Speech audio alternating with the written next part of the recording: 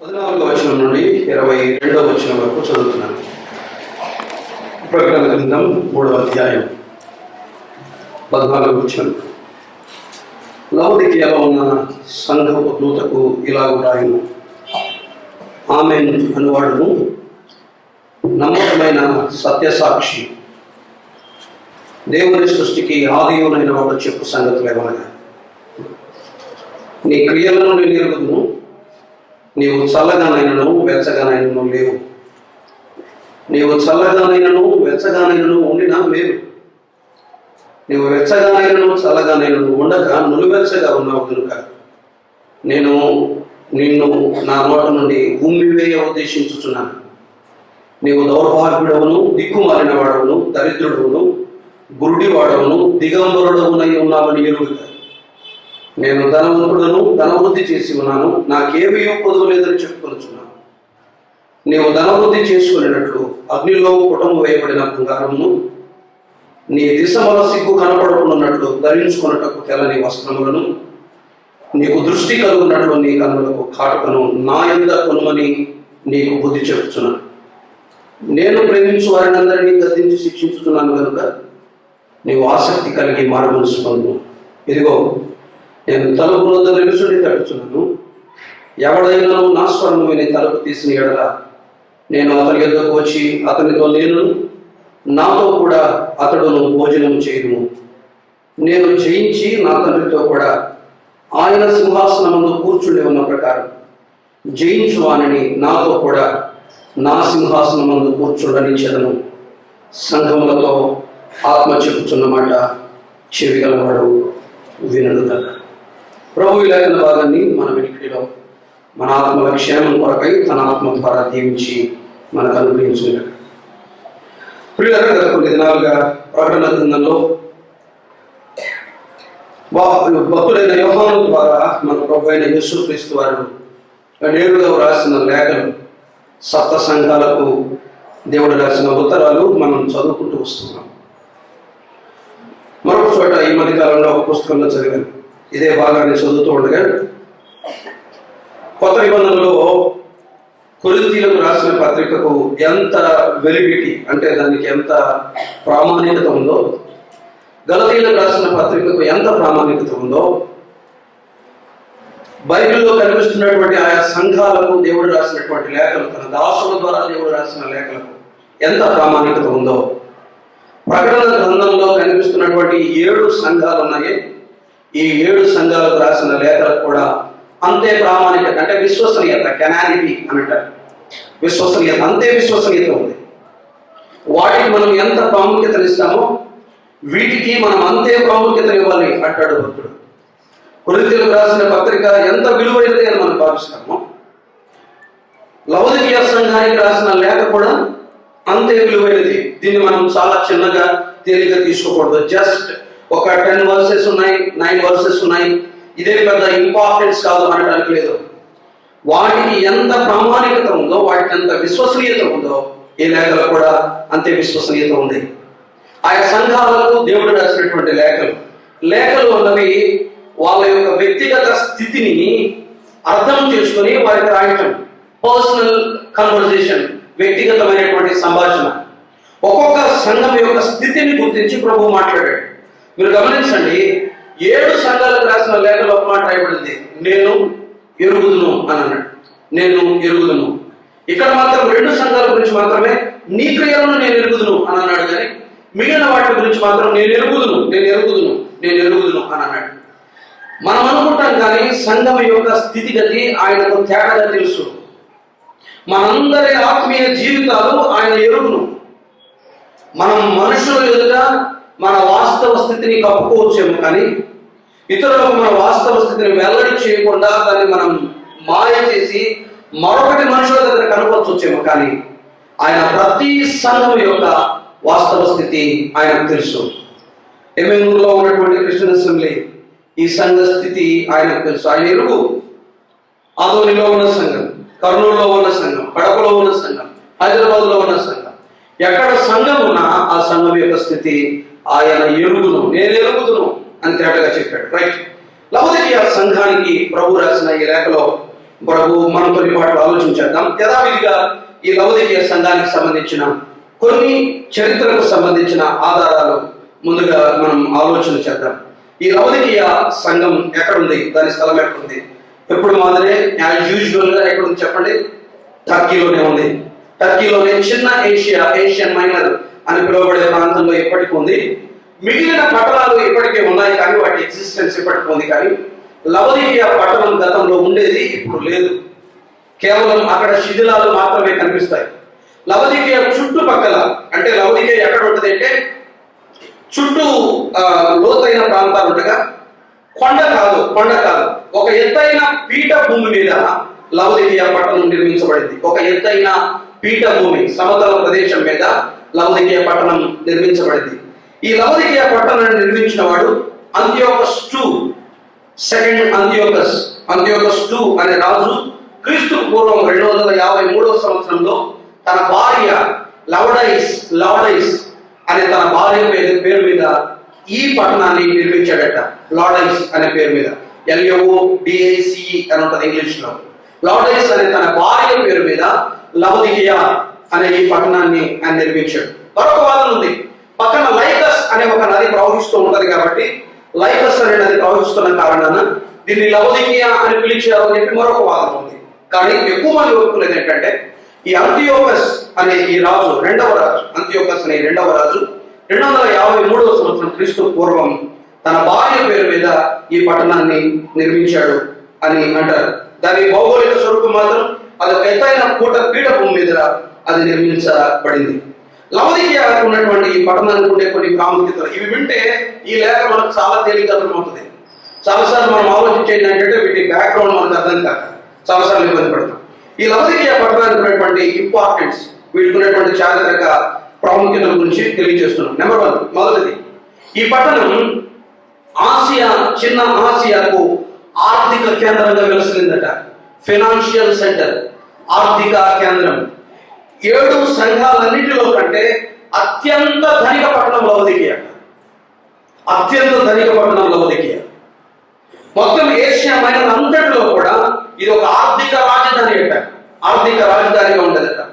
అప్పట్లోనే బ్యాంకింగ్ రంగం లవోదికీయ పట్టణంలో ఉండేదట. అప్పట్లోనే బ్యాంకులు దాదాపు 61-90 మధ్య కాలంలో, మొదటి దశాబ్దంలోనే అప్పట్లోనే బ్యాంకింగ్ రంగం లవోదికీయలో ఉండేదట. దాదాపు చుట్టుపక్కల ఉన్నటువంటి అన్నిటికీ కూడా లవోదికీయలోనే ఈ ఆర్థిక వ్యవహారాలన్నీ కూడా లవోదికీయ పట్టణంలోనే జరిగేవట.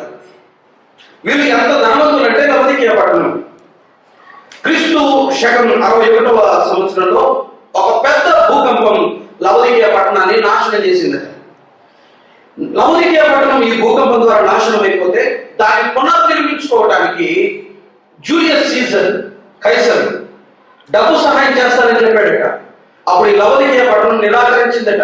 మాకు నీ డబ్బు అవసరం లేదు, మా దగ్గర కావలసినంత సొమ్ము ఉంది, మా పట్టణాన్ని మేమే నిర్మించుకుంటామని క్రీస్తు శకం 61వ సంవత్సరంలో మరలా వాళ్ళ సొంత డబ్బుతోనే లవోదికీయ పట్టణాన్ని కట్టుకున్నారట.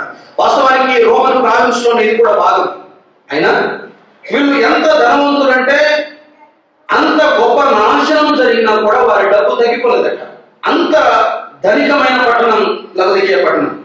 లవోదికీయ ఉన్నటువంటి మరొక ఇంపార్టెన్స్ ఏంటంటే, దీనికి ఉన్న మరొక ప్రాముఖ్యమైనటువంటి విషయం, ఫ్యాషన్ అక్కడ ఎక్కువగా ఉందంట. ఫ్యాషన్ సెంటర్ అంటే అది. ఫ్యాషన్ అంటే తెలుసు కదా, రైట్? ఫ్యాషన్ టెక్నాలజీ అక్కడ అప్పట్లోనే ఉండేదట. అక్కడ బ్లాక్ పూల్, నల్లని ఉన్ని దొరికేదట లవోదికీయలో. ఈ నల్లని ఉన్ని అత్యంత ఖరీదైన వస్త్రాలు నేయటానికి ఉపయోగించేవారట. బాగా ధనికులైనటువంటి కొంతమంది వ్యక్తుల ఇళ్లలో ఈ నల్లని ఉన్ని చేత నేయబడినటువంటి తివాచీలు ఉండేవాట. నల్లని ఉన్ని చేత చేయబడినటువంటి వస్త్రాలు కానీ, పరుపులు కానీ, ఏవైనా కానీ ఒక వ్యక్తి గృహంలో ఉన్నాయంటే ఆ వ్యక్తి చాలా ధనవంతుడు అని అర్థం. చేతికి 4 ఉంగరాలు, బంగారు ఉంగరాలు పెట్టుకుంటే ఆ తర్వాత ఇంకేమో కొంత మనం ధనవంతులు అని కనపరుచుకోవడానికి చాలా అవకాశాలు ఉన్నాయి. ఇప్పుడు ఇక్కడ ఆ వ్యక్తిని చూస్తే డబ్బు ఉన్నవాడు అని అర్థమైపోతుంది. అలా ఉంటుంది కదా.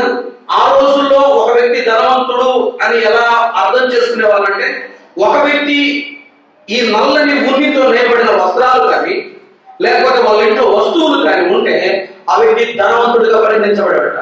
చాలా అందమైన వస్త్రాలు ఈ నల్లని ఉన్ని చేత నేసేవారట. అందానికి ఎక్కువ ఇంపార్టెన్స్ ఉండేదట లవోదికీయలో. అందానికి అప్పట్లోనే ఫ్యాషన్ ఉండేదట. ఇది సెకండ్ పాయింట్. థర్డ్, మూడో విషయం, లవోదికీయ మరి దేనికి ప్రసిద్ధి అంటే ఇది వైద్య రంగానికి కూడా ప్రసిద్ధి. అప్పట్లోనే ఒక వైద్య పాఠశాల ఉండేదట. వైద్య పాఠశాల. ఈ వైద్య పాఠశాలలో ఒక టాబ్లెట్ దొరికేదట. ఆ టాబ్లెట్ ని మొత్తం రోమన్ సామ్రాజ్యంలో చుట్టుపక్కల పరిసర ప్రాంతాల్లో చాలా స్థలాల్లో ఇక్కడ దొరికి ఈ టాబ్లెట్ తీసుకొని వెళ్ళేవారట. ఈ టాబ్లెట్ ని నీళ్ళలో వేసి దాన్ని పేస్ట్ మాదిరి చేసుకొని కళ్ళకు రాసుకుంటే చాలా కళ్ళ జబ్బులు నయమైపోయేవాడు. అలాంటి టాబ్లెట్ ఈ వైద్య కళాశాలలో దొరికేదట. కంటికి సంబంధించిన సమస్యలు ఏమున్నా ఈ టాబ్లెట్ ని పేస్ట్ గా చేసుకొని కంటికి రాసుకుంటే అప్పట్లోనే గొప్ప స్వస్థత కళ్ళకు సంబంధించి ఈ వైద్య కళాశాలలో దొరికే దాని ద్వారా లభించేదట. ఇది దీనికి ఇంపార్టెన్స్.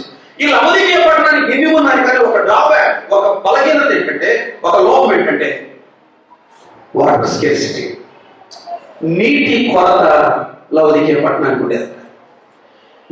నీటి కొరత ఈ లవోదికీయ పట్టణానికి ఉన్న కారణాన ఈ లవోదికీయ పట్టణం తన చుట్టుపక్కల ఉన్నటువంటి రెండు పట్టణాలు, ఒకటి హియరాపోలి, రెండవది కొలస్సి. కొలస్సి వచ్చేసి దాదాపు 6 మైళ్ళ దూరంలో ఉండేదట కొలస్సి. దీనికి ఖచ్చితంగా 6 మైళ్ళ దూరంలో. కొలస్సి పట్టణంలో నుండి 6-12 చోట చదివాను. 6-12 మొత్తానికి, ఒకటి 6 ఒకటి 12. ఈ కొద్ది దూరంలో ఉన్నటువంటి కొలస్సి పట్టణంలో నుండి చల్లని నీటిని పైపుల ద్వారా తెప్పించుకున్నారంట. మీరు యూట్యూబ్ వీడియోస్ చూడండి. డిఓడి, డే ఆఫ్ డిస్కవరీస్ అని మన డైలీ బ్రెడ్ వాళ్ళు ఉన్నారు కదా, వాళ్ళు జోన్స్ ట్రావెల్ అనే ఒక వ్యక్తిని ఆ స్థలాలకు పంపించి ఒక్కొక్కటి 5 minutes డాక్యుమెంటరీ. ఆయన లవోదికీయ ప్లేస్ లో నిలబడి మొత్తం ఒక్కొక్కటి దాన్ని చూపిస్తూ ఆయన వివరిస్తాడు. ఇవి యూట్యూబ్ లో దొరుకుతాయి మనకి. డిఓడి, డే ఆఫ్ డిస్కవరీస్ అని ఒక దైవ సేవకుడు ఆ స్థలానికి వెళ్ళి ఒక్కొక్క పట్టణాన్ని గురించి వివరించాడు. అది అక్కడ నేర్చుకున్నది, నేను అక్కడ చదువుకున్న విషయాలు ఇక్కడ చెప్తున్నాను, అక్కడ విన్నవే ఇక్కడ చెప్తున్నాను.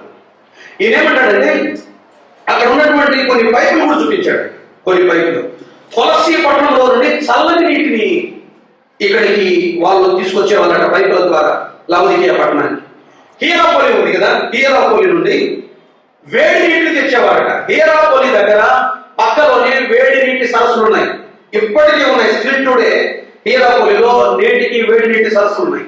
ఆ వేడి నీటి సరస్సులో నుండి వేడి నీళ్లు తీసుకొచ్చేవారట. ఒకవైపు నుండి చల్లని నీళ్లు, మరొక వైపు నుండి వెచ్చని నీళ్ళని తీసుకొచ్చేవారట. ఇవి వెస్ట్ బాత్స్ అని, అవి కట్టడాలు కూడా ఇప్పటికి కూడా కొన్ని బాత్రూమ్స్ ఉన్నాయి. ఆ వెస్ట్ బాత్స్ దగ్గర ఈ వెచ్చని నులివెచ్చనటువంటి నీళ్ళ ద్వారా వాళ్ళు స్నానాలు కూడా చేసేవారట. Public bathrooms. అక్కడికి వెళ్తే హైలీ మినరల్డ్, అంటే మినరలైజ్డ్, అంత ఏమంటారు లవణాలు కలిగినటువంటి మంచి నీటి చేత అక్కడ స్నానాలు చేసేవారట. అక్కడ ఆరోగ్యం దొరికేదట. అవి ఇప్పటికే ఉన్నాయి. ప్రతి కట్టడం ఇప్పటికీ కూడా ఉంది లవోదికీయ పట్టణానికి సంబంధించి. అయితే విచారకరం ఏంటంటే అక్కడ ఏమి కనపడవు కానీ కేవలం మొండి గోడలు, పడిపోయినటువంటి స్తంభాలు మాత్రమే కనిపిస్తాయి. అంతకు మించి ఏమీ కనిపించదు. ఒక ఎత్తైన పీఠభూమి మీద మాత్రం ఉన్నత స్థలంలో కనపడుతుంది. ఇటువైపు కొలస్సి పట్టణం కనపడుతుంది, ఇటువైపు హియరాపోలి కనపడుతుంది. హియరాపోలి, కొలస్సి రెండింటి మధ్యలో ఈ లవోదికీయ ఒక ఎత్తైన పీఠభూమి మీద ఇది నిర్మించబడింది. This is about Laodicea. చరిత్రకు సంబంధించిన ఆధారాలు లవోదికీయ సంఘం గురించి ఇవి.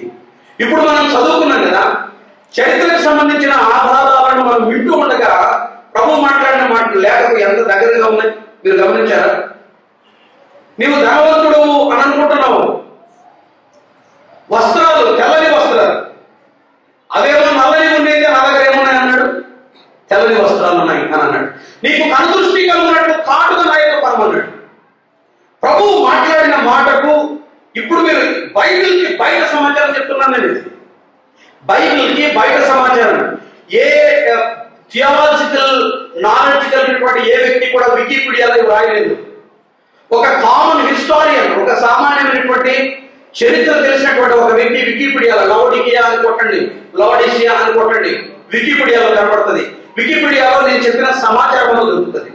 ఒక్కటి కూడా మనలో వేరుకుంటే మీరు చూడండి వికీపీడియాలో. అది ఖచ్చితంగా నమ్మదగినది కాదు, వికీపీడియాలో ఉంటాయి. అది ప్రభువును నమ్మిన వారు కాదు, నమ్మని వాడు, ఒక చరిత్రకు సంబంధించిన వ్యక్తులు దాని సమాచారాన్ని సేకరించి ఎక్కడ రాశారు. ఇప్పుడు ఈ పత్రిక చదువుతున్నప్పుడు ఆ పట్టణ స్థితికి ప్రభు రాసిన లేఖకు ఎంత దగ్గర సంబంధం ఉంది. పిల్లరా, దేవుని వాక్యం ఎంత సత్యమైంది, దేవుని వాక్యం ఎంత గంభీరమైనది. ఇది లౌకిక పట్టణాన్ని గురించి, ఈ సంఘాన్ని గురించి ఒక 3 సంగతులు ఈ మధ్యాహ్న కాలం వేళ మనం ఆలోచించేద్దాం. నెంబర్ 1, మొదటి సంగతి, శక్తి కలిగిన ప్రభువు మనకు కనిపిస్తాడు. ఈ భాగంలో శక్తి కలిగిన మన ప్రభువు కనిపిస్తాడు. రెండవది, శక్తిహీనమైన సంఘము కనపడుతుంది. శక్తిహీనమైన సంఘము కనపడుతుంది. నెంబర్ 2, శక్తిహీనమైన సంఘం. 3, శ్రద్ధ కలిగిన రక్షకుడు కనిపిస్తాడు. శ్రద్ధ కలిగిన రక్షకుడు. 3 విషయాలు. 1, శక్తి కలిగిన ప్రభువు కనిపిస్తాడు ఈ భాగంలో. 2, శక్తిహీనమైన సంఘము కనిపిస్తుంది. 3, శ్రద్ధ కలిగిన రక్షకుడు కనిపిస్తాడు. రక్షించడానికి సిద్ధంగా ఉన్నటువంటి శ్రద్ధ కలిగిన రక్షకుడిని మనం చూస్తాం. 3 సంగతులు ఈ మధ్యాహ్న కాలంలో మనం ముందున్నటువంటి సమయంలో ఆలోచన చేద్దాం. నెంబర్ 1, మొదటిది చూడండి, 3వ అధ్యాయం 14వ వచనం చదువుతున్నాను. 3వ అధ్యాయం 14వ వచనం. లవోదికీయలో ఉన్న సంఘపు దూతకు ఇలా వ్రాయుము, ఆమేన్ అనువాడును, నమ్మకమైన సత్యసాక్షియు, దేవుని సృష్టికి ఆదియు అయిన వాడు చెప్పు సంగతులేమనగా అని ప్రారంభించాడు ప్రభు. లవోదికీయ సంఘముతో మాట్లాడుతున్నప్పుడు ప్రభువు తనను గూర్చి తాను పరిచయం చేసుకున్న ప్రతి మాట శక్తివంతంగా ఉంది. సింపుల్ వర్డ్స్ కాదు, సామాన్యమైనటువంటి పదాలు కాదు. ప్రతి మాట వెనకాల ఆయన శక్తి కనబడుతుంది. ప్రతి మాట వెనక ఆయన శక్తి కనబడుతుంది. 3 విషయాలు చెప్పాడు. ఒక్కొక్క సంఘంతో ఒక్కొక్క మాట్లాడాడు ఆయన. లవోదికీయ దగ్గరికి వచ్చేసరికి ఆయన తను గూర్చి తాను పరిచయం చేసుకునే తీరు మారిపోయింది. ఆయన ఏమన్నాడంటే, ఆమేన్ అనువాడు, నమ్మకమైన సత్యసాక్షి, సర్వ సృష్టికి ఆదియు అయిన వాడు చెప్పు సంగతులు ఏమనగా అని ప్రారంభించాడు. ఆయన శక్తి కలిగిన ప్రభువుగా తను తాను తన సంఘానికి ఆయన కనపరుచుకున్నాడు. తాను ఎంత శక్తి కలిగిన వాడో తను కూర్చున్నటువంటి ప్రత్యక్షతనిచ్చాడు. నేడు సంఘానికి అవసరమైనది అదే. ఆయన ప్రత్యక్షత మనకి ఎంత తేటగా అర్థమైతే మన స్థితి మనకంత తేటగా మనకు అర్థమవుతుంది. మనకు నేడు అవసరమైనది ఆయనను కూర్చిన ప్రత్యక్షత. మన ప్రభు అయిన యేసుక్రీస్తు వారు ఏమై ఉన్నాడు, మన పట్ల ఏమై ఉన్నాడు మనకు అర్థం కావాలి. మన పట్ల మనకి ఏమై ఉన్నాడు. చరిత్రలో యేసుక్రీస్తు గురించి ఆలోచన చేస్తాం, లేఖనాల్లో యేసుక్రీస్తు గురించి ఆలోచన చేస్తాం, పుస్తకాల్లో ఉన్న యేసుక్రీస్తు గురించి ఆలోచన చేస్తాం, ప్రవచనంలో ఉన్న యేసుక్రీస్తు గురించి ఆలోచన చేస్తాం. బట్ ఈ యేసుక్రీస్తు మన జీవితానికి ఏమై ఉన్నాడు, మనకు ఎలా కనెక్ట్ అవుతాడు, మనకు ఎలా సరిపోతాడు, దాన్ని మనం ఆలోచించాలి. నాలెడ్జ్ తీసుకొని యేసుక్రీస్తు గురించి ఇక్కడ పెట్టుకుంటున్నాం. యేసుక్రీస్తు గురించి కావాల్సినంత జ్ఞానం ఎక్కడికి పరిమితం, ఇక్కడికి పరిమితం. బట్ ఆయన మనకు కనెక్ట్ అవ్వట్లా, ఆయనతో మనం సంబంధం ఏర్పరచుకోవట్లా. ఆమె అనువాడు నీతో ఎలా కనెక్ట్ అయి ఉన్నాడు, నమ్మకమైన సత్యసాక్షి నీతో ఎలా కనెక్ట్ అయి ఉన్నాడు, సర్వ సృష్టికి ఆది అయిన వాడు నీతో ఎలా కనెక్ట్ అయి ఉన్నాడు. యేసుక్రీస్తు నీకు కనెక్ట్ అయి ఉన్నాడా, నీతో సంబంధాన్ని కలిగి ఉన్నాడా? నీకు యేసుక్రీస్తు గురించి తెలిసి ఉండొచ్చు కావచ్చు, యేసుక్రీస్తు గురించి జ్ఞానం విశేషంగా నువ్వు సంపాదించవచ్చు కావచ్చు. బట్ ఆయన నీతో సంబంధాన్ని పెట్టుకున్నాడా? ప్రభువుతో నీ సంబంధం కొనసాగుతుందా? ఆయనతో నువ్వు ఎలా కనెక్ట్ అవుతున్నావు, ఆయనతో నువ్వు ఎలా కనెక్ట్ అవుతున్నావు, ఆయన ఎలా నీతో సంబంధాన్ని పెట్టుకున్నాడు, ఎలాంటి సంబంధాన్ని ప్రభువుతో మనం కలిగి ఉన్నాము మనం ఆలోచించేద్దాం. లవోదికీయ సంఘంతో చెప్పాడు, నేను ఆమేన్ అనువాడను అన్నాడు. ఎందుకు ఆయన ఆమేన్ అనువాడు అన్నాడు? నెంబర్ 1, ఆయన శక్తి 3 స్థలాల్లో కనబడుతుందని చెప్పాను. నెంబర్ 1, ఆయన అన్నమాట మొదటి మాట ఏంటి? ఆమేన్ అనువాడు. ఆమేన్ అంటే అర్థం ఏంటో తెలుసు కదా, లెట్ ఇట్ బి సో, అలాగూ కలుగును గాక, అలాగూ కలుగును గాక. ఇప్పుడు చెప్పండి, ఆమేన్ అని మనం అంటున్నాం కానీ వాస్తవానికి మన ప్రభు ఎవరు? ఇంకా అర్థమయ్యేలా చెప్తారు. మనం ఒక సుదీర్ఘమైన ప్రార్థన చేశాం. పరలోకము దేవుని వైపు తిరిగి ఒక మనవిని చేశాం, ఒక అవసరతను తెలియజేశాం, ఒక అర్థాన్ని మనం ఆయనకు తెలియజేశాం. ఆయన ఆమేన్ అనకపోతే, ఆమేన్ అంటే అర్థం ఏంటి? అలాగూ జరుగును కాక. తదాస్తు అంటారు తెలుగులో. తదాస్తు అంటే ఏమి? నువ్వు అన్నట్లే జరుగును కాక. ప్రభువు ఆ మాట అనకపోతే చెప్పండి, మనం ఏమీ సంపాదించలేదు. వినండి, నీ ఒక్కడే ఆమె అనట్లా. ఆమె అనడానికి నోరు తెరవట్ల మీరు. వాస్తవానికి ఆయన ఎవరు చెప్పండి? మనం ప్రార్థన చేస్తే ఆయన ఏమనాలి? ఆమె అనాలి. అలా జరుగును కాక అనాలి. అప్పుడు మాత్రమే ఆయన దగ్గర నుండి ఏమైనా మనకు లభిస్తాయి. ఫైనాలిటీ ఆయన. నీ ప్రయత్నాలు, నీ ప్రయాస, నీ జ్ఞానం, నీ మేధస్సు, నీవు చేసేవి ఏవైనా, నీ మనవి, నీ కోరిక, నీ ప్రార్థన, నీ ఉపవాసం, ఇవేవైనా కావచ్చు, చివరికైనా ఏమనాలి? ఆమేన్ అనాలి. నీ ఒక్కడు ఆమేన్ అంటే చాలదు, ఆయన ఏమనాలి? ఆమేన్ అనాలి. అలాగే కలుగులు కాకంటేనే మనకి ఏదైనా దయ. ఆయన ఆమేన్ అనకపోతే మనం ఏమీ పొందలేము. ఆయన కనుక గ్రాంటెడ్ చేయకపోతే, ఆయన కనుక పర్మిషన్ ఇవ్వకపోతే, ఆయన ఓకే అనకపోతే నీకు స్వస్థత లేదు, నీ ప్రార్థన వినపడదు, నీకు పోషణ లేదు, నీకు నెమ్మది ఉండదు, నీకేముండదు. దేనినైనా కానీ పొందాలి అని అంటే ఆయన ఏమనాలి? ఆమేన్ అనాలి. ఆయన ఎవరు అంటే ఆయన ఆమేన్ అన్నవాడు. ఒక మాట, నీవు నేను నేడు మనం వేటినైనా అనుభవిస్తున్నామంటే ఆయన ఏమన్నాడు చెప్పండి? ఆమేన్ అన్నాడు. నా ప్రార్థన స్వస్థత ఇచ్చిందన్నా, నీ ప్రార్థన ఆయన ఆమేన్ అన్నాడు. నేను దేవుని దగ్గర పోరాడి గెలిచానన్నా, ఆఫ్ కోర్స్ కావచ్చు, ఆయన ఆమేన్ అనకపోతే ఆయన ఫైనాలిటీ. నువ్వు కట్టుకుంటా నిర్మించుకుంటా జాగ్రత్తగా చేసుకుంటారా, చివరికి వచ్చేవాళ్ళు ఆయన ఏమనాలి? ఎస్. అర్థం ఏంటంటే లాస్ట్ కి ఫైల్ అంతా చివరికి వెళ్ళిపోయిన తర్వాత ప్రిన్సిపల్ సెక్రటరీకి వెళ్ళిపోతుంది. ఆయన ఏం చేయాలి? నువ్వు ఇంత దూరం అప్లికేషన్ పెట్టి, అటెస్టెడ్ చేయించి, మినిస్టర్తో రికమెండేషన్ పెట్టి, నువ్వు ఏమో లేకపోతే చెప్పమంటావు, పైకి పోయింది, సిగ్నేచర్ చేయాలి. ఏంటి చెప్పండి పరిస్థితి? ఆ సిగ్నేచర్ అయితే ప్రభువుని ఆమేన్. ఆయన ఆమేన్ అంటే మనకు లభిస్తుంది. ఆయన ఆమేన్ అన్నవాడు. లవదికీయ సంగతి ఎందుకు చెప్పాడంటే, నువ్వు ఏది పొందాలన్నా వితౌట్ మీ, నేను లేకుండా ఓ లవదికీయ సంగమా, నీ ధనం, నీ సౌందర్యం, నీకున్న ఆరోగ్యం నేను లేకుండా నీవు పొందలేదు. ఆయన ఏమన్నాడు? నీవు ధనవంతుడు, నేనేమన్నాను? ఆమేన్ అన్నాను కాబట్టి ఏమనుభవిస్తున్నావు? అసంపదనం. నేను సమృద్ధి గలవాడను, నాకేమి ఇవ్వలేదని చెప్పుకుంటుంది అది ఆ సంగతి. నాకు అన్నీ ఉన్నాయి, ఎవ్రీథింగ్ నాకు అన్నీ ఉన్నాయి. కంప్లిసెన్సీ అంటారు ఇంగ్లీష్ లో, అంటే స్వీయ తృప్తి అని అర్థం. తనను తాను నాకు చాలు, నాకు నేను చాలు అనే ఒక స్వీయ తృప్తిలో లౌకిక సంఘం బతుకుతుండగా దాంతో చెప్పాడు, నేనెవరంటే ఆమేన్ అన్నవాడు. ఒక్క క్షణం నేను ఆమేన్ అనకపోతే ఏమవుతావు? దరిద్రుడవుతావు. మన ప్రభువు ఆమేన్ అన్నవాడు. ఫైనల్ అథారిటీ అయినది.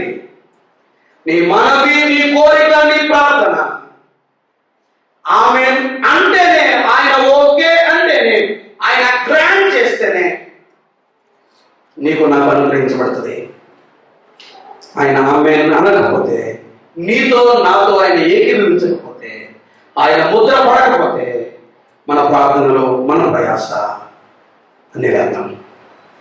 గుర్తుంచుకోండి, సెల్ఫ్ సాటిస్ఫాక్షన్, కంప్లసెన్సీ, స్వీయ తృప్తి, చాలు, నాకు నేను చాలు అనే భావన దగ్గర జాగ్రత్త. ఆయన ఆమేన్ అన్నవాడు. ఒక్క క్షణమైన మౌని అయితే గిలగిల కొట్టుకుంటాం. ఆయన ఆమేన్ అన్నవాడు. అదే చెప్పాడు లవదికీయ సంఘంతో. రెండవది ఆయన ఏమని పరిచయం చేసుకున్నాడు? మరొక మాట చూడండి, నమ్మకమైన సత్యసాక్షి, ట్రూ విట్నెస్. లవదికీయ సంఘంతో ఏం చెప్పాడంటే, నేను నమ్మకమైన సత్యసాక్షిని అని అన్నాడు. నమ్మకమైన సత్యసాక్షి అంటే ఏమి చూశానో, నా కళ్ళ ముందు ఏమి కనబడ్డాయో దాన్నే చెప్తాను. నేను చూసిన దానిని నేను మాట్లాడేవాడిని. True witness. లోకంలో ఎక్కడ ట్రూ విట్నెస్ కనబడదు. బట్ నేనెవరు అంటే నమ్మకమైన సత్యసాక్షి. నీ గురించి నువ్వేమనుకుంటున్నావు కదా, నా పొదువులేదు అనుకుంటున్నావు కదా, నేను ధనవంతుడు అనుకుంటున్నావు కదా, బట్ నీ వాస్తవ స్థితి నేను చూసి నీ వాస్తవికమైనటువంటి సంగతి నేనేం చేస్తున్నాను, సాక్ష్యం ఇస్తున్నాను. True witness. యేసుక్రీస్తు ఎవరు అంటే నమ్మకమైన సత్యసాక్షి. సంఘంలో ఆయన ఎవరు అంటే నమ్మకమైన సత్య సాక్షి. ఆయన సాక్ష్యం, ఆయన మాట సత్యమైనది. మన జీవితాల్లో వేటిని చూశాడో వాటినే మనకు తెలియచేస్తాడు. వేటిని సంఘంలో చూశాడో, లవోదికీయ సంఘంలో, దాన్నే తెలియచేశాడు ఆయన. నీ బ్రతుకులో దేన్ని చూస్తాడో దాన్నే తెలియచేస్తాడు. నాతోనే, నీతోనే. ఆయన నిన్ను నన్ను పెయింట్ వేసేవాడు కాదు, కోటింగ్ వేసేవాడు కాదు, మభి పెట్టేవాడు కాదు, లేదు ఉన్నట్టు ఉన్నది లేనట్టు చెప్పేవాడు కాదు. నీ వాస్తవ స్థితిని, నీ బండారాన్ని, నీ బతుకును మొత్తం ఉన్నది ఉన్నట్టుగా ఆయన ఏం చేస్తాడు, ఎదురు చూపిస్తాడు. ఇది నువ్వు, ఇది నువ్వు, ఇది నువ్వు అని చూపిస్తాడు. అబద్ధం చెప్పడు ఆయన. ఆయన అబద్ధం చెప్పడు. ఆయన సాక్ష్యం అన్నిటికీ అబద్ధం కాదు. ప్రభు ఎప్పుడు మాట్లాడిన ఆయన నమ్మకమైన సత్యసాక్షి. ఆయన నమ్మకమైన సత్యసాక్షి. సత్యాన్నే సాక్ష్యం ఇచ్చేవాడు. ఏది కనబడుతుందో అదే మాట్లాడేవాడు. లవోదికీయ సంఘంతో అలాగే చెప్పాడు. తాను చూచినదే మాట్లాడాడు. ప్రియులారా, ప్రజలు మనల్ని మొదలు పెడతారు. ప్రజలు మనలో లేనిది మనకు ఆపాదించి మాట్లాడతారు. కొన్నిసార్లు రాజకీయ నాయకుల ప్రసంగాలు, తర్వాత గొప్ప గొప్ప దేవుడి సేవకులు కూర్చున్నప్పుడు వేదికల మీద మాటలు, వ్యక్తుల మాటలు వినండి. ఇంత అంటే ఇది చెప్తారు జనరల్గా. మేము కూడా అనుభవించాము. డైనమిక్ స్పీకర్, యంగ్ డైనమిక్, విప్లవాత్మక, విస్ఫోటన, ఇంకా అది ఇది వాస్తవానికి ఉండదు అక్కడ. అదేం చెప్పండి, అది నమ్మకమైన సాక్ష్యం, సత్యసాక్ష్యం అన్నమాట. కానీ ప్రభువు మాత్రమే మన వాస్తవ స్థితిని గురించి మనకు సాక్ష్యం ఇచ్చేవాడు. నీ గురించి ఎవరైనా సాక్ష్యం చెప్పినా అది కొంత నిజం కావచ్చు, కొంత అబద్ధం కావచ్చు, కానీ ప్రభు ఇచ్చే సాక్ష్యం నిజం. నా గురించి ఆయన చెప్పే సాక్ష్యం, మన స్థానిక సంఘాన్ని గురించి ఆయన ఇచ్చే సాక్ష్యం, ఆయన ఇచ్చే సాక్ష్యం, ప్రభు ఇచ్చే సాక్ష్యం సత్యమైంది. ఫిలదెల్ఫియా సంఘంతో అన్నాడు, స్మరణ సంఘంతో అన్నాడు, నమ్మకమైన సాక్ష్యం ఇచ్చాడు. నీవు ధనవంతుడవే, నువ్వు దరిద్రుడవైనా నీవు ధనవంతుడవే, నీకున్న కొంచెం శక్తి ఉన్నా నువ్వు బలం గల దానివి అన్నాడు ఫిలదెల్ఫియా. శక్తి కొంచెమే, బట్ నువ్వు చాలా బలం గల దానివి. నీ దగ్గర డబ్బే లేదు, నువ్వు ధనవంతుడు. ఆయన ఇచ్చిన సాక్ష్యం సత్యమైంది. అందుకని ఆయన అన్నాడు, నేను నమ్మకమైన సత్యసాక్షి. ప్రియులారా, ప్రభు సాక్ష్యం ముఖ్యం. ఆయన సాక్ష్యం మాత్రమే నీ విషయంలో, నా విషయంలో, సంఘ విషయంలో సత్యం. మూడవది ఆయన మాట చూడండి, ఇంకేమన్నాడు, సృష్టికి ఆది అయినవాడు, దేవుని సృష్టికి ఆది అయినవాడు చెప్పు సంగతులు ఏమనగా అని అన్నాడు. డైనమిక్ లాడ్ మన ప్రభువు, శక్తివంతమైన ప్రభువుగా తను పరిచయం చేసుకున్నాడు. ఆయన ఫైనల్ అథారిటీ. నేను ఆమెను వాడని.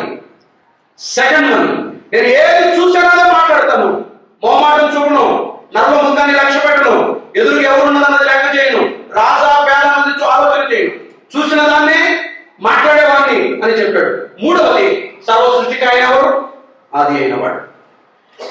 ఆయన కంట్రోలర్, అన్నిటికీ ఆది ఆయన, అన్నిటికీ బిగినింగ్ ఆయన. ఆయన మూలముగా, ఆయన ద్వారా, ఆయన నుండి ఏమయ్యాయి, సమస్తము కలిగాయి. ఇలా చెప్పుకున్నాం. ఆయన సమస్తమును నియంత్రించేవాడు, కంట్రోలర్, అన్నిటికీ ఆదైనవాడు.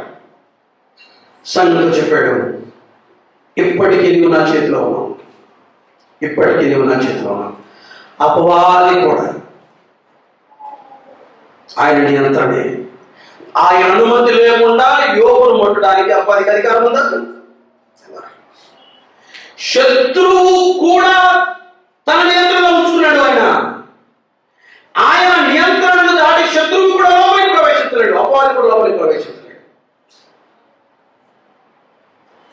1000 దయ్యాలు పట్టింది ఒక వ్యక్తికి, బ్రతిమలాడి మా కాలంలో రాకముందే మమ్మల్ని నశింపచేయడానికి వచ్చింది ఆ యేసు మమ్మల్ని నశింపచేది. మాకు స్వార్థ 5వ అధ్యాయంలో చూస్తాం. అసలు మమ్మల్ని అక్కడికి పంపో బ్రతిమలాడి 6,000 దురాత్మల సమూహం ఆయన మీద ప్రాణమిల్లి బ్రతిమలాడి అన్నిటిని నియంత్రించగలిగిన వాడు, అన్నిటిపైన నియంత్రణ కలిగిన వాడు, సర్వ సృష్టికి ఆది అయిన వాడు. నీ సమస్యకు ఆయన చేతిలో ఉంది. నీ సమస్య ఆయన చేతిలో ఉంది. ఆయన నియంత్రణ క్రిందే ఉంది. అది ఎంత పెద్ద జటిలమైన సమస్య అయినా ఆయన నియంత్రణలోనే ఉంది. ఆయన చేతిని, ఆయన నియంత్రణలో ఏ సమస్య దాటిపోదు. 3 విషయాలు చెప్పాడు. నేను ఆమెను వాడిని, నేను నమ్మకమైన సత్య సాక్షిని, నేను సృష్టికి ఆది అయిన వాడిని. 3 సంగతులు ఆయన ఎంత శక్తి కలిగిన వాడో లవోదికీయ సంఘానికి ఆయన తెలియజేశాడు. ఆయన శక్తి కలిగిన ప్రభువుగా తను ప్రత్యక్షపరుచున్నాడు. ప్రియులారండి, మన ప్రభువు మన విషయంలో శక్తివంతుడు. ఫైనల్ అథారిటీ ఆయన మాత్రమే. సమస్తాన్ని ఆయన స్వాధీనంలో కలిగినవాడు, అన్నింటినీ ఆయన స్వాధీనంలో కలిగినవాడు. నిర్మోహమాటంగా ఉన్నది ఉన్నట్టుగా సాక్ష్యం ఇచ్చేవాడు. నిర్భయంగా మన వాస్తవ స్థితిని తెలియజేసే శక్తి కలిగినటువంటి రక్షకుడు మన ప్రభు. మొదటి. రెండవది చూడండి, మరొక మాట ఆలోచించేద్దాం. అక్కడే కొంచెం నిలిచి మనం ఆలోచించేయాలి. 3వ అధ్యాయం ఆయన శక్తి కలిగిన ప్రభువుగా తను కనపరుచుకున్నాడు. రెండవది 3వ అధ్యాయం 15వ వచనం నుండి చూద్దాం. 15వ వచనం, నీ క్రియలను నేను ఎరుగుదును, నీవు చల్లగానైనను వెచ్చగానైనను లేవు. నీవు చల్లగానైనను వెచ్చగానైనను ఉండిన మేలు, నీవు వెచ్చగానైనను చల్లగానైనా ఉండక నులివెచ్చగా ఉన్నావు కనుక నేను నిన్ను నా నోటి నుండి ఉమ్మివేయ ఉద్దేశించుతున్నాను అన్నాడు. గుర్తొచ్చిందని ఇందాక చెప్పిన ఒక మాట. కొలస్ట్రీలో నుండి ఏమొస్తాయి? చల్లటి నీళ్ళు. హీరోల నుండి ఏమొస్తాయి? వెచ్చటి నీళ్ళు. విషయం ఏంటంటే, హీరాపొలి నుండి లవోదికీయ పట్టణానికి వెచ్చటి నీళ్లు చేరేలోగా నులివెచ్చలైపోతాయట. అటు తాగడానికి పనికిరావట, అటు స్నానానికి కూడా పనికిరావట. తాగడానికి పనికిరావట, స్నానానికి కూడా పనికిరావట. పొరపాటున ఎవరైనా నోట్లో వేసుకుంటే, నాకు తెలిసింది కాదు, నేను చదివింది చెప్తున్నాను, పొరపాటున ఎవరైనా నోట్లో వేసుకుంటే వాంటూ చేస్తాడట, కూర్చేస్తాడట బయటికి, అంతే. ఆ నీళ్లు కనుక ఒకవేళ పొరపాటున నోట్లు లేకపోతే అంత ఎక్కువ లవణాలు చాలా గట్టిగా పట్టు, ఏమంటారు చెప్పండి సైన్స్ చదివిన వాళ్ళు, హాట్ వాటర్ లో కొంచెం లవణాలు ఎక్కువ ఉన్నప్పుడు మనం డైజెస్ట్ చేసుకోలేము. చూడండి దాన్ని ఏమంటారు, ఏదో ఒక మాట ఉంది, వాటర్ థిక్నెస్ పెరుగుతుంది చూడండి, వాటిని ఏమన్నా కాన్సన్ట్రేషన్ రైట్ ఇంగ్లీష్లో ఓకే. వాటి తీవ్రత పెరిగినప్పుడు అన్ని మినరల్స్ మనం డైజెస్ట్ చేసుకోలేక నోట్లో ఉంచుకోక వాటిని ఏం చేస్తామంటే కూర్చేస్తాం. అదే మాట ప్రభు చెప్పాడు, నువ్వు చల్లగా లేవు, నువ్వు వెచ్చగా లేవు. గుర్తుంచుకోండి, చల్లదనం చల్లారిన స్థితికి సూచన అని చాలాసార్లు మనం అనుకుంటాం. బట్ ఏ కామెంటేటర్ లాగా వ్యాఖ్యానించారు తెలుసా? ఏమన్నాడో తెలుసా? చల్లదనం సూతింగ్. ఒక వ్యక్తి దాహాన్ని తీరుస్తాడు. నువ్వు చల్లగా ఉంటే కూడా నాకు బాగుండేది, నువ్వు పూర్తిగా వేడిగా ఉంటేనే బాగుండేది. నువ్వు నాకు చల్లదనాన్ని ఇవ్వట్లేదు, నువ్వు నాకు వెచ్చదనాన్ని ఇవ్వట్లేదు. యు ఆర్ యూజ్లెస్, నువ్వు పనికిరాని దానివి అన్నాడు ఆ సంఘంతో. అది శక్తిహీనమైన సంఘం. ఎందుకు అంటే నెంబర్ 1, దాని శక్తిహీనతకు మొదటి కారణం ఏంటంటే దాని సారహీనత. దాని శక్తిహీనతకు మొదటి కారణం లవోదికీయ సంఘంలో సారహీనత ఉంది. ఎసెన్స్ లేదు, సారం లేదు, రుచి లేదు, ఎలాంటి ప్రయోజనం కలిగించాల. ఆ సంఘం మన ప్రభువుకు ఏ రకంగా కూడా ప్రయోజనకరం లేదు. ఏ రకంగా ప్రయోజనకరం లేదు. కొంచెం అయినా ప్రభు హృదయానికి సంతోషాన్ని కానీ నెమ్మదిని కానీ కలిగించలేకపోయింది. ప్రభు హృదయాన్ని సంతోషపెట్టాలి. వాస్తవానికి సంఘం, ఆయన సంఘం కొరకై తను తాను అప్పగించుకున్నాడు. ఆయన ఆనందం, ఆయన సంతోషం అంతా ఎవరు చెప్పండి? భూమి మీద ఉన్న సంఘమే. ప్రభు హృదయానికి ఆనందం ఎక్కడ దొరుకుతుందంటే భూమి మీద ఉన్న సంఘం. ఆయన స్వార్థం నుంచి సంపాదించిన సంఘం ఇది. ఈ సంఘం ప్రభు హృదయానికి నెమ్మదిని, ఆనందాన్ని, ఎక్సైట్మెంట్ కలిగించాలి. ఆయనకు థ్రిల్ కలిగించాలి. ఆయనకు నెమ్మది, ఆయనకు ఆనందం, ఆయనకు సంతోషం, ఆయనకు సంఘం ద్వారా తృప్తి కలగాలి. బట్ ఆ సంఘం ఏమీ అవ్వలేదు. మీరు చూడండి, మిగిలిన సంఘాల గురించి ప్రభు మాట్లాడాడు. ఒక్కొక్క సంఘంతో ఆయన అన్నమాట మనం ఒకసారి జ్ఞాపకం చేసుకున్నాం. ఒక్కొక్క సంఘంతో ప్రభు అన్నమాట చూడండి. రెండవ అధ్యాయం ఎఫెసు సంఘం ప్రభువుకు ఎలా నెమ్మది కలిగించింది, లేకపోతే ప్రభువుని ఎలా సంతోషపరిచిందో చూడండి. ఎఫెసు సంఘం 2వ అధ్యాయం 2వ వచనం. నీ క్రియలను, నీ కష్టమును, నీ సహనమును నేను ఎరుగుదును, అవి ప్రభువుకు సంతోషాన్ని కలిగించాయి. నీవు దుష్టులను సహింపలేదు. అపోస్తులను కాకయే తాము అపోస్తులను అని చెప్పుకున్న వారిని పరీక్షించి వారు అబద్ధికులను నీవు కనుగొంటవనియు, నీవు సహనము కలిగి నా నామము నిమిత్తము భారము భరించి అలయలేదనియు నేను ఎరుగుదును. ఎఫెసు సంఘం ప్రభువును సంతోషపరిచింది. తన సహనం, తన క్రియలు, తన ప్రేమ, ప్రేమ తాను చూపినటువంటి సహనం, దుష్టులను సహింపలేకపోవటం, అబద్ధ బోధకులను గుర్తించటం. ఎఫెసు సంఘంలో ఈ లక్ష్యం ప్రభువుకి ఏం కలిగించింది? సంతోషాన్ని కలిగించింది. నీవు నాకు ప్రయోజనకరమే. ఎంతో కొంత సాటిస్ఫాక్షన్ సంఘము ద్వారా ప్రభువుకు లభించింది. ఎఫెసు సంఘం ద్వారా. 2వ అధ్యాయంలోనే మరొక సంఘంతో ప్రభు మాట్లాడాడు చూడండి. 2వ అధ్యాయం ప్రకటన గ్రంథం 2వ అధ్యాయం 9వ వచనం. నీ శ్రమను, దరిద్రతను నేను ఎరుగుతున్నాను, అయినను నీవు ధనవంతుడవే. స్మరణ సంఘం ప్రభువుకు నెమ్మది కలిగించింది. కిందికి రండి, మరొక సంఘం కనిపిస్తుంది. పెర్గము సంఘం. ప్రభు ఆ సంఘానికి వచ్చి ఒక మాట్లాడాడు. 11వ వచనం. సాతాను సింహాసనమున్న స్థలంలో నీవు కాపురం ఉన్నావని నేను ఎరుగుదును, మరియు సాతాను కాపురం ఉన్న ఆ స్థలంలో నా యందు విశ్వాసయ్యుండి నన్ను గురించి సాక్షి అయిన అంతిప అన్నవాడు మీ మధ్యలో చంపడిన దినంలో నీవు నా నామమును గట్టిగా చేపట్టి నా యందరి విశ్వాసమును విసర్జించలేదు. నీవు నా కొరకు నిలిచావు. తొలిదైనతో చెప్పాడు.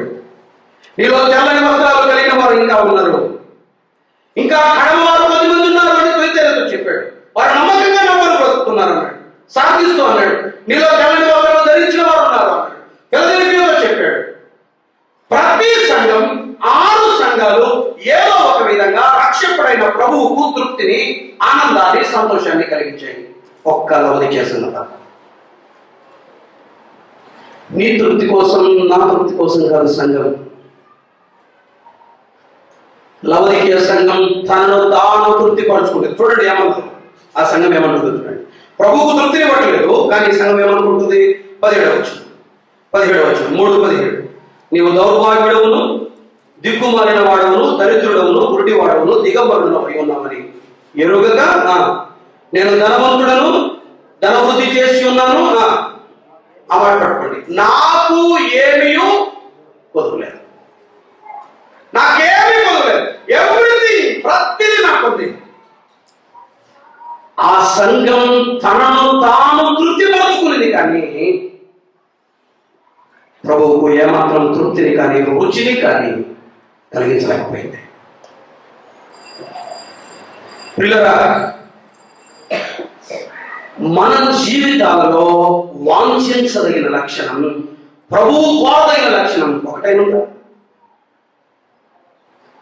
ఒకటైనా ఒక విశ్వాసిగా, వినాలి జాగ్రత్తగా, ఒక విశ్వాసిగా ప్రభువుకు నీవు ఏమాత్రం రుచిని కలిగించకపోతే, నీవు యూజ్లెస్ అయితే, నీవు ప్రభువుకు ఏమాత్రం పనికిరాని రావైతే, పనికిరాని వాడవైతే ఆయన ఏం చేస్తాడు? నీవు అటు చల్లదనాన్ని ఇవ్వలేవు ప్రభువుకు, అటు వ్యసనాన్ని ఇవ్వలేవు. నువ్వు నులివ ముందు వేస్తాడు. ఇంకా కఠినమైన మాటలు గ్రీక్ లో వామిట్ అని ఉంది. వాంతి చేస్తాను నేను అన్నాడు. చాలా తేలికగా సరిగ్గా తెలుగులో మీరు గ్రీక్ తర్జుమాలో చూడండి, వామిట్ అని ఉంది. వాంతి చేసుకుంటాను అన్నాడు. నేను మిమ్మల్ని భరించలేను అన్నాడు. విశ్వాసి, ప్రభువుకు నీవు నీ జీవితం ఏమాత్రం సారాన్ని కానీ రుచిని కానీ నీవు ఇవ్వకపోతే నేను తనలో ఉంచుకోలేడు. నేను ఉమ్మి వేస్తాడు, నోట్లో ఉమ్మి వేస్తాను అన్నాడు ఆయన. సంఘంగా మనం ఆయనకు నెమ్మదిని కలిగించాలి, ఆయనకు సంతోషాన్ని కలిగించాలి, ఆయనకు తృప్తిని కలిగించాలి, ఆయనకు ఆనందాన్ని కలిగించాలి. ఆయన హృదయానికి కొంతైనా మన హృదయాలు, మన జీవితాలు నెమ్మదిని కలిగించాలి, ఆనందాన్ని అనుభవించాలి. ఎలా బ్రతుకుతున్నాను, ఎలా జీవిస్తున్నాను? నీ ద్వారా ప్రభు కొంతైనా తృప్తిని అనుభవిస్తున్నాడా? వాంతి చేసుకునే విధంగా బ్రతుకుతున్నావా? నోట్లో ఆయన ఉంచుకోలేడు. ప్రభువుకు మనకు రుచిని కలిగించకపోతే మన జీవితాలు ప్రభువుకు ఏమన్నా ప్రయోజనం కలిగించకపోతే ఆయన ఏం చేస్తాడు? నేను ఉమ్మి వేయ ఉద్దేశించుతున్నాను ప్రభు చెప్పాడు. ఒకసారి లోపలికి చూసుకోండి, జీవితం లోపలికి. నా ప్రభువా, నాలో ఈ లక్షణం నీకు తృప్తిని కలిగిస్తుంది అని ప్రభువుతో నేరుగా ఆయన వైపు చూసి చెప్పండి. నిన్ను నువ్వు పరీక్షించుకోవడం కూడా కాదు, ఆయన వైపు చూసి నాలో ఉన్న ఈ లక్షణం నీకు తృప్తిని కలిగిస్తుంది, నేను నీకు ప్రయోజనకరమే అనడానికి ఒక్క లక్షణాన్ని ప్రభువుతో ఏంటి చూడండి, ప్రభువుతో మాట్లాడండి.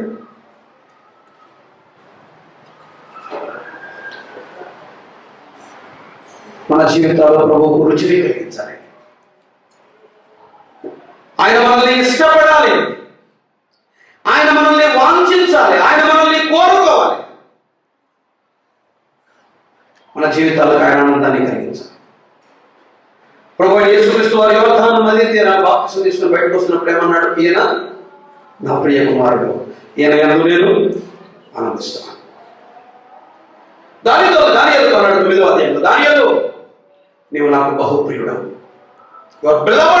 నాకు అత్యంత ఇష్టమైన వ్యక్తివి దానియేలు, నీవు నాకు బహుప్రియుడు. భక్తుల జీవితాలు ఆయనకు ఎంత సంతోషాన్ని కలిగించాయో, భక్తుల జీవితాలు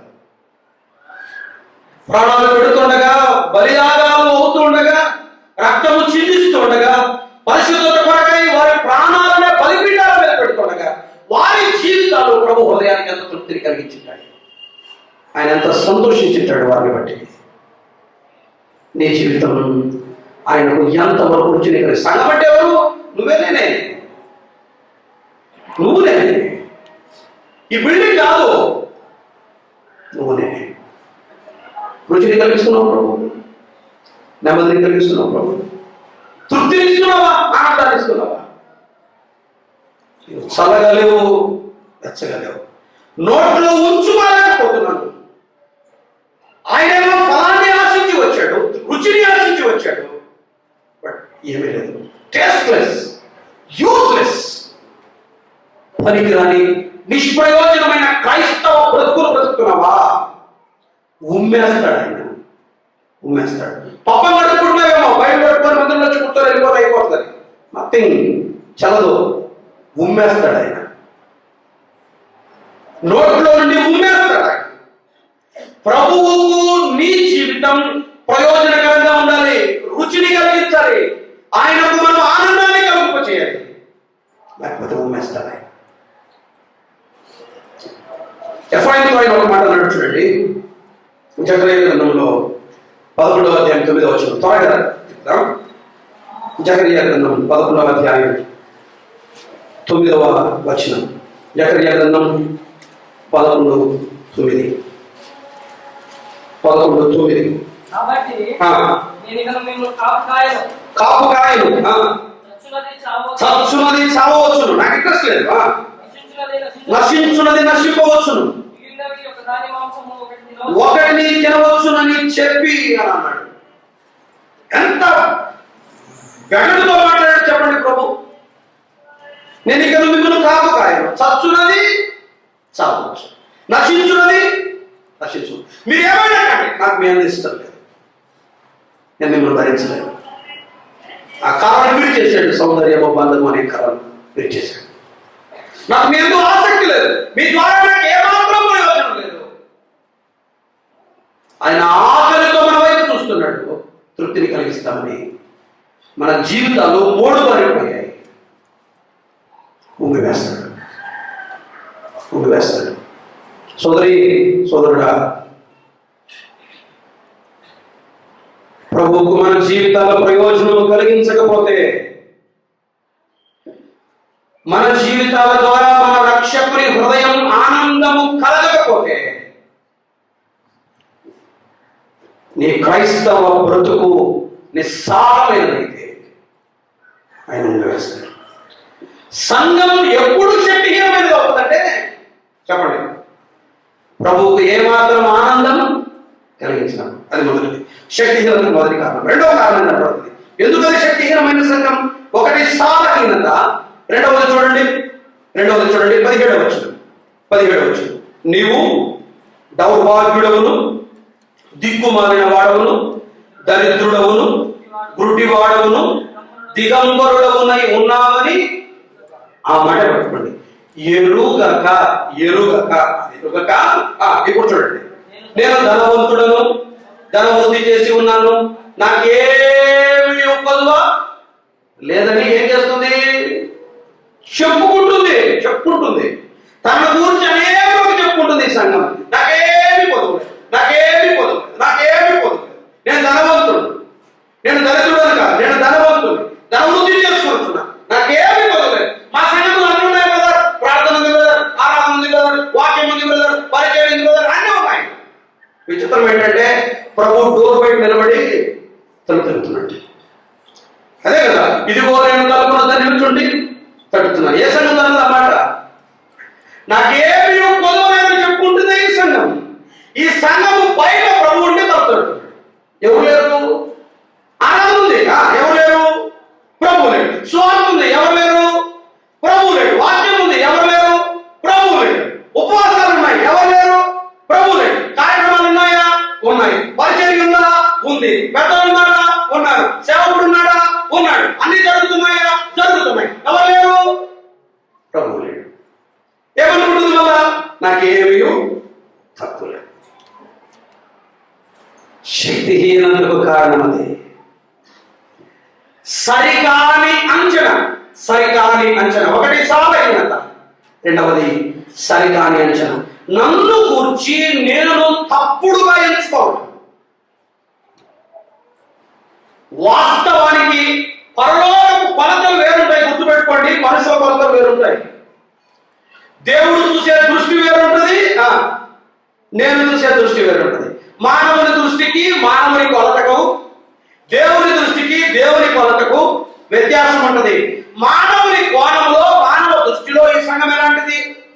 ధర్మం కలిగిన సంఘం, కొదవలేని సంఘం. పరలోకపు కోణంలో, పరలోకపు దృష్టిలో ఈ సంఘం ఎలాంటిది? చెప్పాడు చూడండి, ఎన్ని లక్షణాలు చెప్పాడు. ఒకటి కాదు, ఎన్ని లక్షణాలు చెప్పాడు. నెంబర్ 1, నీవెవరు? దౌర్భాగ్యుడు. తాను దౌర్భాగ్యుడు అని తెలుసా ఈ సంఘానికి? తెలియదు. రెండవది ఇంకేమన్నాడు? దిక్కుమాలిన వాడు. తాను దిక్కుమాలిన స్థితిలో ఉన్నాడని తెలుసా ఈ సంఘానికి? తెలియదు. మూడవది ఇంకేమన్నాడు? దరిద్రుడు అన్నాడు. తాను ఆ స్థితిలో ఉన్నాడని తెలుసా? తెలియదు. గుడ్డివాడు, దిగంబరుడు, ఇవేమీ తెలియదు. ఇన్ని లోపాలు మొత్తం రంధ్రాలే. నేను బాగున్నాను అని చెప్పుకుంటాను. సరికాని అంచనా. నన్ను గురించి నేను తప్పుగా ఎంచుకుంటాను. ఆ సంఘం బలహీనం కావడానికి, శక్తిహీనం కావడానికి కారణం అది. ఒక ప్రశ్న, నీవు నీతిమంతుడు అనుకోవద్దు. నాకు నేను భక్తిపరుడను అని అనుకోవద్దు. దేవుని త్రాసు వేరు. ఆయన చూస్తాడు. నేను నిన్ను తోయగా నీవు తక్కువగా కనపడితే బెల్షెజరు, ఆయన తోస్తాడు. దేవుని తూనికరాలు వేరు, దేవుని కొలతలు వేరు. వినండి, సరిగా ఎంచుకుందాం మన భక్తి జీవితాన్ని గురించి. దయచేసి ఒక మాట, లోపం కనిపిస్తే లోపాన్ని ఒప్పుకోండి. ప్రభువు లోపాన్ని ఎత్తి చూపిస్తున్నప్పుడు లోపాన్ని ఒప్పుకోవడం మంచిది. బలహీనతలు కనబడుతున్నప్పుడు బలహీనతలు గుర్తించడం మంచిది. నేటి ఆధునిక క్రైస్తవ సంఘం యొక్క సమస్య ఇదే. ప్రభువు తేటగా లోపాలు ఎత్తి చూపిస్తున్నా ఆయన ఏమన్నాడు? నేను నమ్మకమైన సత్యసాక్షి, ఏది చూశానో అదే చెప్తాను. ఆయనకు ఎలా కనపడింది లవోదికీయ సంఘం? దిగంబరంగా కనపడింది. ఆయనకు గుడితనంతో కనపడింది. ఆయనకు దరిద్రుడిగా కనపడింది లవోదికీయ సంఘం. అదే చెప్పాడు. ప్రియులారా, మనలను కూర్చిన సరికాని అంచనా పెద్ద సమస్యలు కలిగిస్తుంది. ఉన్నదట. జ్ఞానేశ్వర సులభం కూడా చెప్పాడు 13:7 సామెతల గ్రంథంలో. ఒకసారి చూడండి 13:7. ధనవంతులమని చెప్పుకొని లేమి కలిగిన వారు కాదు, దరిద్రులమని చెప్పుకొని ధనం కలిగిన వారు, బహుధనం కలిగిన వారు. 13:7 అన్నాడు సామెతల గ్రంథంలో. ధనవంతులమని చెప్పుకుంటారట, కానీ ఏముంటది? లేమి. దరిద్రులు అనుకుంటారు, కానీ వాస్తవానికి ఏముంటది? రాంగ్ పర్సెప్షన్, సరికాని దృష్టి, సరికాని అంచనా. ఒక మాట, ఆయన మన లోపాన్ని ఎత్తి చూపిస్తున్నప్పుడు మన వాస్తవ స్థితిని గుర్తిద్దాం. రోమపత్రికలో 12వ అధ్యాయంలో పౌలు మాట రాశాడు. ఒకసారి చూసొద్దాం. చూడండి, రోమిలకు రాసిన పత్రిక త్వరగా 12వ అధ్యాయం 3వ వచనం.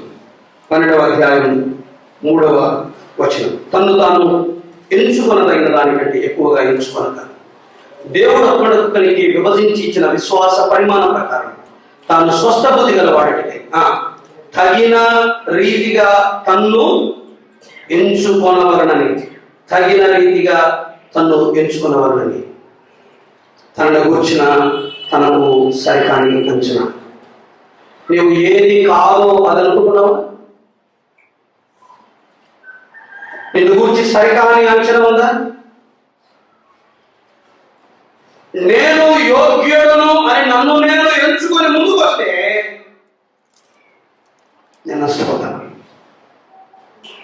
అది నా శక్తిహీనతకు కారణం.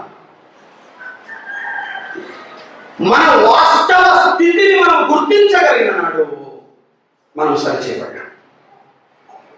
అంతే. అర్థం ఎలా మాట్లాడు. డాక్టర్ దగ్గరికి వెళ్తాము. మొన్న రీసెంట్గా జరిగిన విషయం, సమస్య నా విషయంలో. ఆయన అడుగుతున్నాడు ప్రశ్నలు, ఇట్లుందా అట్లుందా అని. మెమరీ పవర్ ఏమన్నా తక్కువ నీకు అని అడిగాడు. సరే, వాస్తవానికి తక్కువ. అబ్బాయి అట్లే లేదు సార్ అన్నాను నేను. నాకు తెలుసు, నాకు బాధ తక్కువ అన్న విషయం నాకు తెలుసు. ఈ పక్కన ఇంకా ఇద్దరు సేవకులు కదా, వాళ్ళ దగ్గర నాకు మెమరీ పవర్ తక్కువ అని ఎందుకు చెప్పుకోవాలి? అట్లేం లేదు సార్ అన్నాను. సర్లే అని రాసుకున్నాడు. ఇంటికి వచ్చిన తర్వాత కూడికలు గురువారం నేనే ప్రకటన చేస్తాను. ఇంట్లో అడుగుతాను, ఎవరింట్లో గురువారం కూడిక అన్నాడు. వాస్తవం చెప్తున్నాను. 7 గంటలకు వస్తానని చెప్పింటాను. మర్చిపోయి ప్రశాంతంగా చదువుకుంటూ వచ్చాను. చాలాసార్లు జరుగుతుంది. నాకు చాలా తక్కువ సంగతి నాకు తెలుసు. బికాస్ ఆఫ్ థైరాయిడ్ ఇష్యూని బట్టి మెమరీ పవర్ తక్కువ ఉంటుంది ఎవరికైనా. నేను ఎందుకు చెప్పలేకపోయాను? తప్పునందుకు ఏమైంది చెప్పండి. నా వాస్తవం నన్ను కూర్చి నేను ఒక సరికాని సంగతి, నన్ను కూర్చి నాకు సరికానించిన. నీకు మెమరీ పవర్ తక్కువ లేదు, నేను బాగా మంచి ఫుల్ మెమరీ పవర్ అని అన్నాను. నేను ఆయనతో అన్నట్లే ఉంది. నష్టపోయాను కదా, కరెక్ట్గా చెప్పింటే, నన్ను గురించి సరిగా అంచనా వేసుకుంటే సమస్య ఉంటుంది. ప్రియులారా, భక్తి జీవితంలో మన వాస్తవ స్థితిని, మన సరైన స్థానాన్ని మనం గుర్తించాలి. అది మిస్ అయిందంటే, మనం రాంగ్ ప్లేస్కి వెళ్ళిపోయామంటే, మనల్ని గురించిన సరికాని